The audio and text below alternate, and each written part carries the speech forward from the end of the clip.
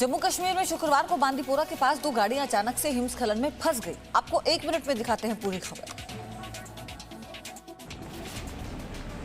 हिमस्खलन की चपेट में आई इन दो गाड़ियों का हाल देखिए। बर्फ से पूरी की पूरी गाड़ी ढक गई है। ध्यान से ना देखें तो शायद गाड़ियां आपको नजर भी नहीं आएंगी, लेकिन इस दृश्य को देखने से ज्यादा हैरानी आपको ये जानकर होगी, इसमें कई लोग फंसे हुए थे। जी हाँ, फिलहाल ये सभी लोग अब सुरक्षित हैं। दरअसल ये पूरी घटना बांदीपोरा से गुरेज के बीच रज्जन टॉप पर हुई।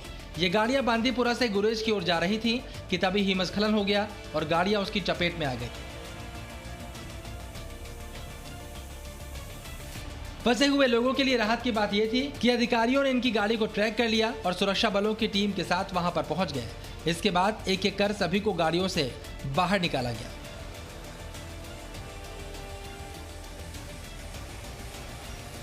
हिमस्खलन में फंसे सभी यात्री अब सुरक्षित हैं।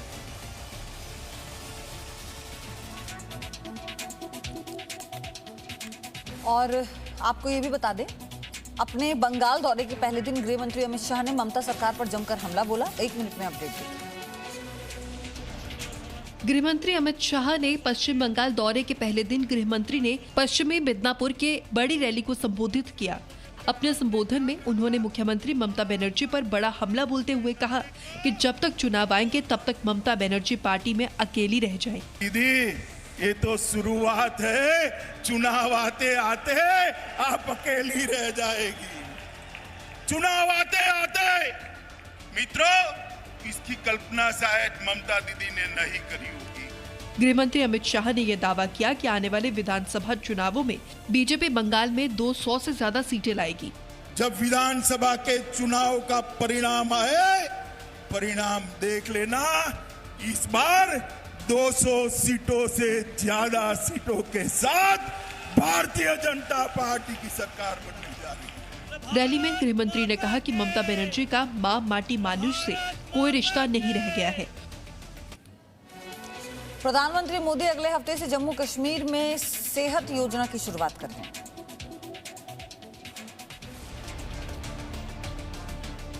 प्रधानमंत्री नरेंद्र मोदी 26 दिसंबर को जम्मू और कश्मीर में स्वास्थ्य और टेलीमेडिसिन योजना सेहत की शुरुआत करेंगे। ये जानकारी स्वास्थ्य और चिकित्सा शिक्षा के वित्तीय आयुक्त अटल डल्लू ने दी। शनिवार को इस योजना को लेकर एक समीक्षा बैठक हुई, जिसमें इस योजना के लागू किए जाने और इसके काम को लेकर लंबी चर्चा हुई। बैठक में वित्तीय आयुक्त ने अधिकारियों को निर्देश दिए हैं कि इस योजना को लागू करने के लिए सभी व्यवस्थाएं सुनिश्चित करें। साथ ही इस बैठक में यह भी सुनिश्चित करने के लिए कहा गया है कि इस योजना से जुड़े कार्ड के वितरण की प्रक्रिया में तेजी लाई जाए, ताकि अधिकतम लोग इसका लाभ उठा सके और घाटी का कोई भी परिवार बाकी न रहे।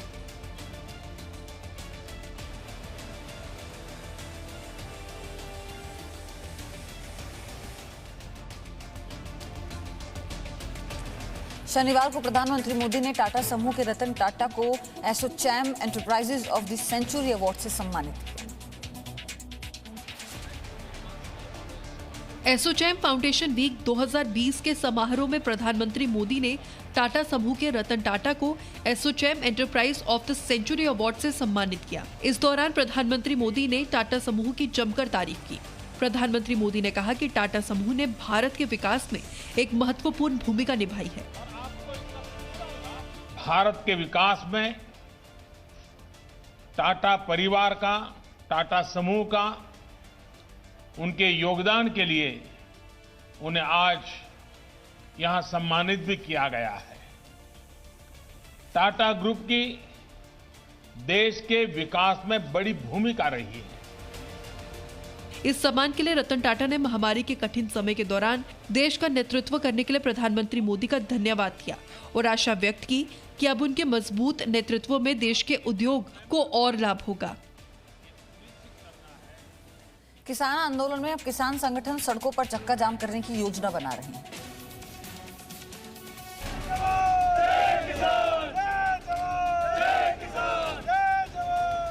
नए कृषि कानून के खिलाफ आंदोलन कर रहे किसान अब सड़कों पर चक्का जाम करने की योजना बना रहे हैं। इससे पहले किसान भारत बंद और भूख हड़ताल तक कर चुकी है। शनिवार को किसान नेताओं ने सरकार को चेतावनी दी है कि अब वो सड़कों पर ट्रैफिक की आवाजाही को रोकेंगे। किसान गेहूं का भंडारण भर रहा है देश के लिए, काय के लिए? हमें बाउंड करो, हमें कहो तुम इन रस्तों पे चल नहीं सकते, तुम दिल्ली नहीं जा सकते। क्या तमाशा है? इसीलिए कल मीटिंग की बात हो रही है। अभी सब अधिकारियों को एरिया जाएगा, नहीं होगी अगर वार्ता तो सामने वाला रोड भी बंद होगा। इस बीच किसान बिल के समर्थन में करीब 20,000 किसान गाजियाबाद बॉर्डर पर आज प्रदर्शन करने जा रही हैं। हजारों की संख्या में आ रहे ये किसान मेरठ से सुबह करीब 10 बजे रामलीला मैदान गाजियाबाद के लिए निकलेंगे। ये मोदी और अदानी का लूट, फसल नष्ट होता है, फसल बीमा कहते हुए। शनिवार को हरियाणा के मुख्यमंत्री मनोहर लाल खट्टर ने कृषि मंत्री से मुलाकात की। शनिवार को हरियाणा के मुख्यमंत्री मनोहर लाल खट्टर ने केंद्रीय कृषि मंत्री नरेंद्र सिंह तोमर से उनके आवास पर मुलाकात की। इस बैठक में दोनों के बीच कृषि कानूनों को लेकर चर्चा हुई। इस मुलाकात के बाद हरियाणा के मुख्यमंत्री ने मीडिया से बात की और कहा कि केंद्रीय कृषि मंत्री और उनके बीच किसानों के मुद्दे का जल्द हल निकालने को लेकर चर्चा हुई है। किसान बड़ी संख्या में इकट्ठे हैं और खास करके जब कोरोना का समय चल रहा है और उधर सर्दी भी बहुत है, तो हमारी सबकी सहानुभूति भी है इस विषय को लेकर के। किसान भी हमारे अपने हैं, इसलिए एक आपस में समझ बन करके यह रास्ता इसका निकले, इस नाते से आज काफी देर बातचीत हमारी हुई। वहीं किसानों के साथ बातचीत के मुद्दे पर मनोहर लाल ने कहा कि सरकार चर्चा के लिए हमेशा से तैयार रही है। जो उनकी आपत्तियां हैं वो सब सुन करके उसमें से कोई रास्ता निकलेगा, तो अगर किसान इस प्रकार की ऑफर देंगे तो निश्चित रूप से सरकार बुलाएगी और कोई ना कोई डेट तय करेगी। अभी तो जो कि सारी बातचीत बीच में चल रही है और इसका परिणाम मैं कहता हूँ ठीक निकलेगा, ऐसा मैं समझता हूँ। किसान आंदोलन के बीच राजस्थान के नागौर सांसद ने 3 संसदीय समितियों से इस्तीफा दे दिया। शनिवार को कृषि कानूनों का विरोध कर रहे किसानों का समर्थन करते हुए राष्ट्रीय लोकतांत्रिक पार्टी के प्रमुख हनुमान बेनीवाल ने 3 सदस्यीय समितियों से इस्तीफा दे दिया। हनुमान बेनीवाल ने अपना इस्तीफा पत्र लोकसभा अध्यक्ष ओम बिरला को भेज दिया है। किसान आंदोलन के समर्थन में मैं लोकसभा की 3 समितियां जिनका मैं मेंबर हूं, मैं उद्योग संबंधी स्थायी समिति का, याचिका पिटीशन का और पेट्रोलियम प्राकृतिक गैस मंत्रालय की परामर्श समिति का सदस्य, तीनों कमेटियों से मैं आज अपना इस्तीफा दे रहा हूं। अभी लोकसभा अध्यक्ष को मैंने मेल कर दिया। अपना इस्तीफा देते हुए नागौर सांसद ने कहा कि 26 दिसंबर को 2 लाख समर्थकों के साथ दिल्ली के लिए रवाना होंगे। 26 तारीख को दिल्ली कूच किया जाएगा और संख्या 2 लाख होगी। ये आन बान शान का सवाल है। ये किसान कौम के अस्तित्व को मिटाने का प्रयास अगर कोई भी करेगा तो चाहे हमें कितनी बड़ी राजनीतिक कुर्बानी देनी पड़े, हम पीछे नहीं हटेंगे। कांग्रेस पार्टी में जारी असंतोष के हालात को देखते हुए यूपीए चेयरपर्सन सोनिया गांधी ने शनिवार को एक अहम मीटिंग की। कांग्रेस पार्टी में हालिया असंतोष को दूर करने की मांग को देखते हुए कांग्रेस के अंतरिम अध्यक्ष सोनिया गांधी ने शनिवार को नेताओं के एक वर्ग से मुलाकात की। ये वही नेता थे जिन्होंने अगस्त में पार्टी के अंदर पूर्व संगठनात्मक बदलाव की मांग की थी। इस बीच कुछ नेताओं ने सोनिया गांधी से पार्टी के नेतृत्व को दोबारा संभालने की मांग की, जबकि कुछ नेता चाहते थे कि पार्टी की कमान दोबारा से राहुल गांधी के हाथों में दी जानी चाहिए। बैठक जो है वो राष्ट्रीय अध्यक्ष का चुनाव कब हो इस पर डिसीजन करने के लिए है और ये अच्छी बात है, क्योंकि हमारा कार्यकर्ता चाहता है कि हम उधेड़ बुन से बाहर निकलें और एक हमारे पास पूर्णकालिक अध्यक्ष होना चाहिए। ये अलग बात है कि हम सब की मंशा है कि आदरणीय राहुल गांधी फिर से कांग्रेस पार्टी का नेतृत्व संभालें। सूत्रों के हवाले से खबर है कि 5 घंटे तक चली इस बैठक में कांग्रेस के भविष्य की रणनीति को चाक चौबंद करने के लिए जल्द से जल्द एक चिंतन शिविर आयोजित करने की योजना बनाई गई। देश में कोरोना के मामले 1 करोड़ की संख्या को पार कर चुके हैं। 1 मिनट में अपडेट देखिए। भारत में कोरोना के मामले 1 करोड़ की संख्या को पार कर चुके हैं। कोरोना संक्रमितों के 1 करोड़ के आंकड़ों को पार करने वाला भारत सिर्फ दूसरे देश पर है। देश में पिछले 24 घंटों में 25,152 नए मामले सामने आए। इस दौरान कोरोना से 347 लोगों की मौत हुई है। वहीं पिछले 24 घंटे में 29,885 मरीजों को अस्पताल से छुट्टी दे दी गई है। इनमें से कुल 95,50,712 मरीज ठीक हो चुके हैं, जबकि कोरोना से कुल 1,45,136 लोगों की मौत हो चुकी है। भारत में अब 3,08,000 751 एक्टिव मामले हैं। कोरोना के प्रति देश का रिकवरी रेट 95.46% है, जबकि मृत्यु दर 1.45% है।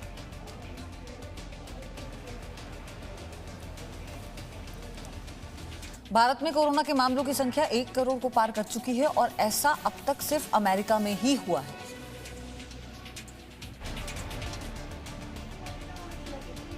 देश में अब तक 1 करोड़ लोग कोरोना संक्रमित हो चुके हैं और यह आंकड़ा छूने वाला भारत दुनिया का दूसरा देश है। इससे पहले सिर्फ अमेरिका में ही 1 करोड़ से ज्यादा कोरोना संक्रमित थे। भारत 1 करोड़ कोरोना मामलों वाला सिर्फ दूसरा देश है। देश में 1 करोड़ कोरोना संक्रमितों की संख्या 325 दिनों में हुई है। 30 जनवरी को देश में पहला कोरोना मामला सामने आया था। भारत में नवंबर-दिसंबर में कोरोना के 30,000 से लगभग मामले रोज आ रही हैं। राहत की बात यह है कि देश में आखिरी 10 लाख मामले आने में 30 दिन लग गए। देश में कोरोना के 1 करोड़ मामले पहुंचने के बाद वैक्सीन को लेकर बेसब्री और बढ़ गई है। ऑक्सफोर्ड, एस्ट्राजेनेका, फाइजर और स्थानीय कंपनी भारत बायोटेक ने डीजीसीआई को अपने अपने वैक्सीन के आपातकाल स्थिति में इस्तेमाल को लेकर आवेदन दे दिया है। देश की राजधानी दिल्ली में कोरोना के मामलों में लगातार गिरावट भी आ रही है।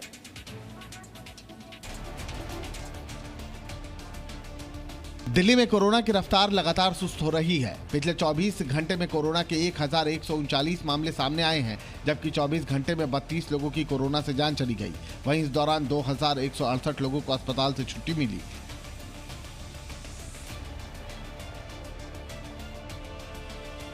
दिल्ली में कोरोना के कुल 6,15,914 मामले सामने आ चुके हैं। इनमें से 5,95,305 मरीज इलाज के बाद ठीक भी हो चुके हैं।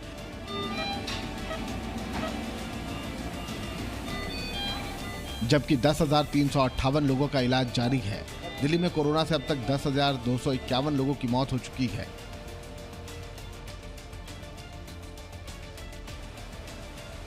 दिल्ली में अक्टूबर-नवंबर के महीने में तेजी से कोरोना के मामले बढ़े थे, लेकिन अब धीरे धीरे वो रफ्तार कम होती दिखाई दे रही है।